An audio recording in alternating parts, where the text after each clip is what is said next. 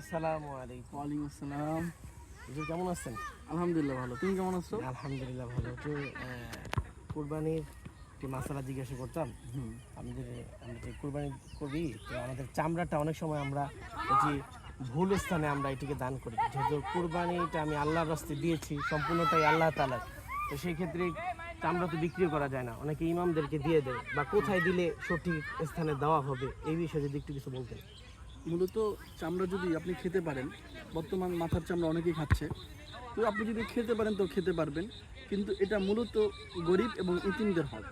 তো এটা আপনাকে যেমন সমাজের নেত্রীয় স্থানীয় লোকরা এটা নেওয়ার কেনার জন্য আপনার কাছে চাপ ক্রিয়েট করতে পারে, আশা বলে যে এটা চামড়া আমরাই কিনবো। তো আপনি যদি পারেন আপনার চামড়াটা সঠিক স্থানে বিক্রি করবেন। অনেক সময় কি তারা কিনে এটা কি করতেছে, জুয়া খেলতেছে বা মদ খাইতেছে বা আড্ডা দিতেছে এই টাকাটা দিয়ে। তো আপনার কোরবানি যেটা সবচেয়ে লাইয়ানাল্লাহু লুহুমুহা ওয়ালা দিমাউহা ওয়ালাকিন ইয়ানালুহু তাকওয়া মিনকুম, তাকওয়াটা আল্লাহ দেখতেছে। তো আমরা এই চামড়াটা মাত্র 200-300-500 টাকা 1000 টাকার জন্য আমরা এই চামড়াটা কি করতেছি, বিক্রি করতেছি। বা ধরেন কি করলাম, এটা ইমাম সাহেবকে জবাইয়ের টাকা দেওয়া লাগবে, চামড়াটা জবাই করে না।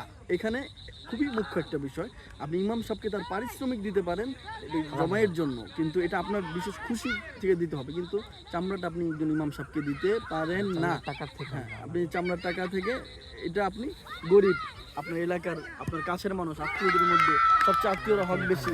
আপনি যদি এরকম নাও বুঝেন, সবচেয়ে সহজ পদ্ধতি ইতিমখানা যেমন মাদ্রাসাগুলোর মধ্যে আপনি পৌঁছায় দেন, সঠিক স্থানে যাবে ইনশাআল্লাহ।